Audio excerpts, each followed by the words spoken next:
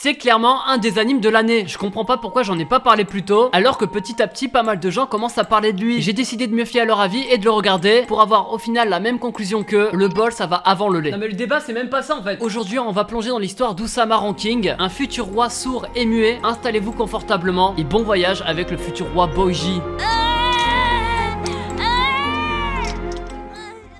Encore une fois, cette vidéo est sponsorisée par NordVPN. Vous le connaissez sûrement, c'est l'un des plus connus, mais qu'est-ce que c'est pratique? C'est rapide, ça se fait en un clic. Tu peux passer de France à Japon en quelques secondes, du Japon à New York, de New York à mes toilettes, visiblement. Mais ça, vous aurez le choix parce qu'il y a quand même plus de 5200 serveurs et 60 pays. La liste est presque aussi longue que les épisodes de One Piece. Oh là là, je vais te hacker. Et non, car je possède NordVPN. Grâce au chiffrement, vos mots de passe seront en sécurité. Et les hackers vont jamais réussir à rentrer sur votre compte ou même accéder à vos informations personnelles, parce que ça c'est possible. Ça fait quand même peur de se dire que des gens peuvent voir ce qu'on fait sur l'ordi sans vraiment qu'on le sache. Mais en tant qu'otaku, NordVPN ça sert surtout à changer de catalogue. Si jamais il y a un truc en Amérique qu'il n'y a pas en France, bah on change de serveur grâce à NordVPN pour pouvoir justement le regarder, et quoi qu'il arrive vous pourrez regarder sur tous les catalogues. Grâce au lien dans la description, vous aurez 73% de réduction sur l'abonnement de 2 ans. C'est énorme, je sais, mais Noël arrive, faut bien faire des cadeaux. Et si c'était pas tout, t'as 30 jours satisfaits ou remboursés. Je souligne toujours, mais ça c'est vraiment un bon truc. Comme ça tout le monde peut au moins le tester. Donc n'hésitez pas parce que Noël ça va passer très vite. Bref, on dit merci NordVPN et bon visionnage. De quoi parle cette pépite que vous devez regarder? Juste avant ça, le petit like si t'as aimé, ça fait plaisir et ça aide beaucoup. Et comme c'est la fin d'année, mets-moi en commentaire le pire anime que t'as vu en 2021. Comme ça on va rigoler un peu. Usama Ranking, ça parle de quoi? Faire maison. Bon c'est pas drôle. Bonnet.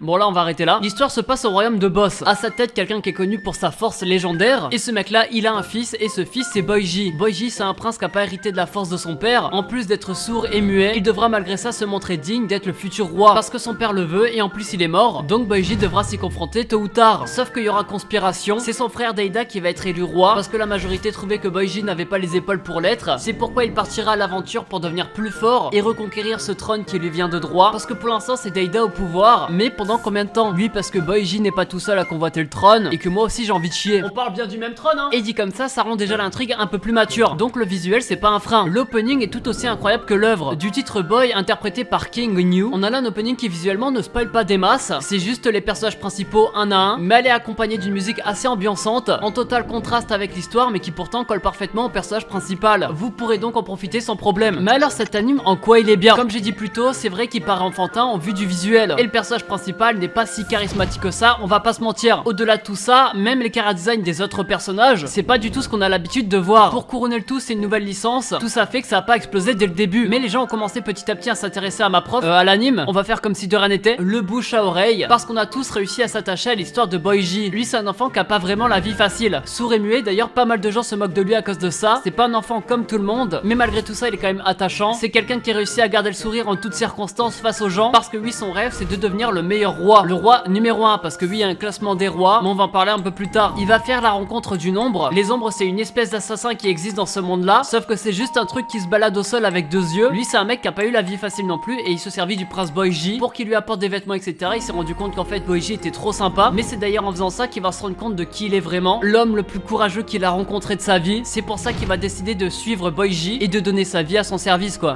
Ouais c'est triste. Plus on avancera dans l'anime, plus on se rendra compte que l'histoire est compliquée, alors qu'elle paraissait si simple au départ. Et ça parce qu'on s'attaque vraiment à tous les personnages. Tous ceux qui sont importants au sein de la cour royale, on va avoir leur passé, on va savoir comment ils sont arrivés là, pas parce qu'ils voulaient un peu de diversité, mais bien parce que tous ces personnages sont importants, ce qui fait qu'on va pouvoir s'attacher à eux ou non, parce qu'ils ont chacun leur rôle à jouer. Et ça l'auteur a très bien compris comment ça fonctionnait. Nous en tant que spectateurs, on veut pas qu'ils fassent leur truc et qu'on les oublie, on veut les avoir dans notre tête, et on les a encore. Il y en a qu'on déteste même comme personnage, comme Francis, ce fils de... Ah non pardon, la petite haine personnelle.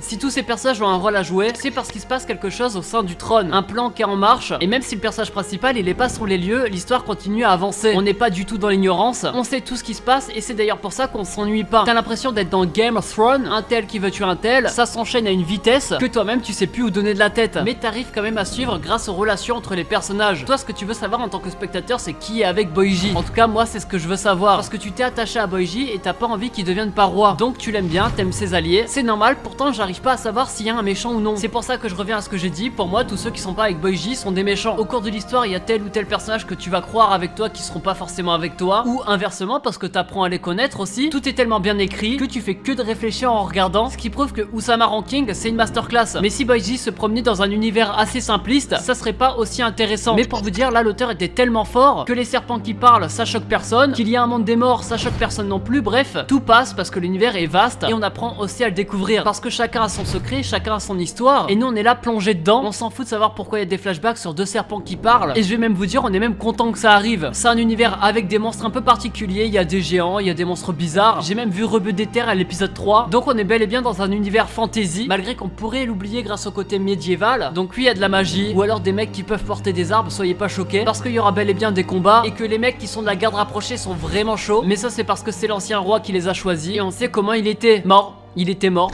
Bravo de casser l'ambiance. Usama Ranking, du coup, c'est pas vraiment comme tu le croyais. C'est pas du tout enfantin, c'est très bien écrit et c'est très bien détaillé. Rien n'est laissé au hasard. Ça veut dire que chaque truc que tu vas voir va être expliqué. C'est d'ailleurs une œuvre ultra mature, mais ça, on le sait dès l'épisode 1, parce que de toute façon, pour comprendre Boiji, comprendre l'homme qu'il est, il faut essayer de se mettre à sa place. Et on l'a d'ailleurs tous fait, j'imagine, et c'est comme ça qu'on comprend que oui, Boiji est le plus grand roi qu'on a jamais vu de notre vie, malgré qu'il soit pas numéro 1 des rois les plus forts. Ouais, parce qu'il y a pas que la force physique en fait. Ce classement, ça va à la poubelle, parce que le note est déjà tout classé. Je croyais pas en vos avis, je le croyais pas, mais pourtant je me retrouve à faire la même chose. Donc toi aussi, sois comme moi, plonge-toi. Tu vas voir, tu vas kiffer Usama Ranking.